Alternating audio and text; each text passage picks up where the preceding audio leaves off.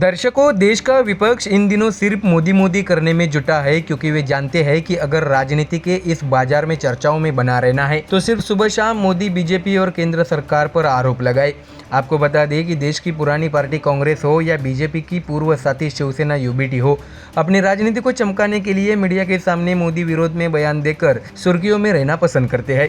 हालांकि विपक्ष के सभी आरोपों पर पानी भी फिरता गया है। राहुल गांधी आए दिनों केंद्र सरकार को घेरने का प्रयास करते हुए नए नए दावे प्रतिदावे करते देखे जा रहे हैं, लेकिन देश की जनता पीएम मोदी के साथ खड़ी है।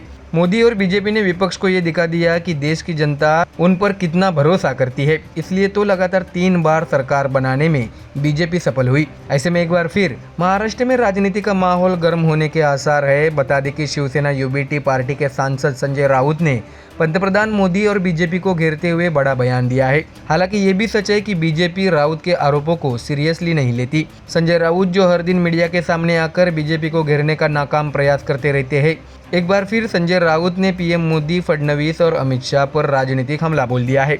बता दें कि पहलगाम हमला हो या फिर ऑपरेशन सिंदूर, संजय राउत ने हमेशा सरकार को घेरने का प्रयास किया।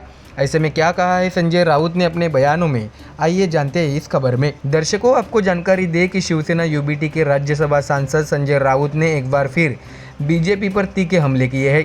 मणिपुर की स्थिति को लेकर केंद्र सरकार पर सवाल उठाते हुए उन्होंने कहा है कि बीजेपी के पास वह सरकार बनाने का समय है, लेकिन अब तक प्रधानमंत्री नरेंद्र मोदी ने मणिपुर की ज़मीन पर कदम नहीं रखा।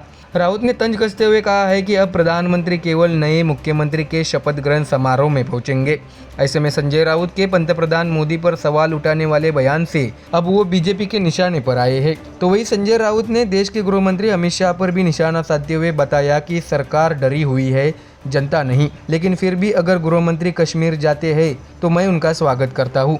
अमित शाह को पहले टेररिज्म खत्म करना चाहिए। दर्शकों, समझने वाली बात यह है कि महाराष्ट्र में बीएमसी चुनाव शिवसेना यूबीटी के लिए एक महत्वपूर्ण चुनाव होने जा रहा है, क्योंकि शिवसेना पार्टी के 2 गुटों में बंटने से ठाकरे की पार्टी कमजोर नजर आ रही है। ऐसे में संजय राउत मोदी शाह पर निशाना साधकर लोगों में उनके प्रति भ्रम पैदा करने का प्रयास कर रहे हैं। तो वही संजय राउत ने शरद पवार के बहाने महाराष्ट्र के सीएम फडणवीस को भी अपने बयानों से घेरने का प्रयास किया। महाराष्ट्र के मुख्यमंत्री देवेंद्र फडणवीस की ओर से राष्ट्रवादी कांग्रेस पार्टी शरद पवार गुट के प्रमुख शरद पवार की तारीफ पर राउत ने कहा कि यह प्रशंसा अच्छे मन से नहीं की गई है।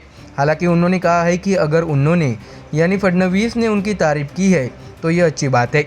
शरद पवार इतने बड़े नेता हैं जो हमेशा देश के हित में सोचते हैं, ऐसा कहते हुए संजय राउत ने फडणवीस के बयान पर तंज कसा है। दर्शकों, संजय राउत द्वारा इस तरह के बेबुनियाद बयान देने से उद्धव ठाकरे को मुसीबत झेलनी पड़ती है, क्योंकि राउत मीडिया के सामने बयान तो देते हैं परंतु उसके राजनीतिक परिणाम पार्टी पर पड़ते कई बार देखा गया है।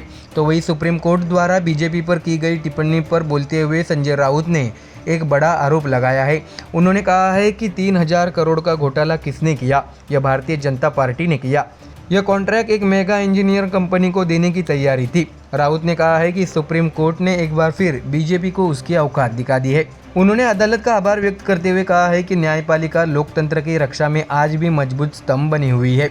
तो देखा दर्शकों, कैसे संजय राउत अपनी राजनीति चमकाने और उद्धव का भरोसा जीतने के लिए बीजेपी पर आए दिन आरोप लगाने में बने रहते हैं। ऐसे में क्या संजय राउत द्वारा मोदी और अमित शाह पर बयानबाजी करने से बीजेपी उन पर पलटवार करती है? ये देखने वाली बात होगी। Bureau report, MDR news.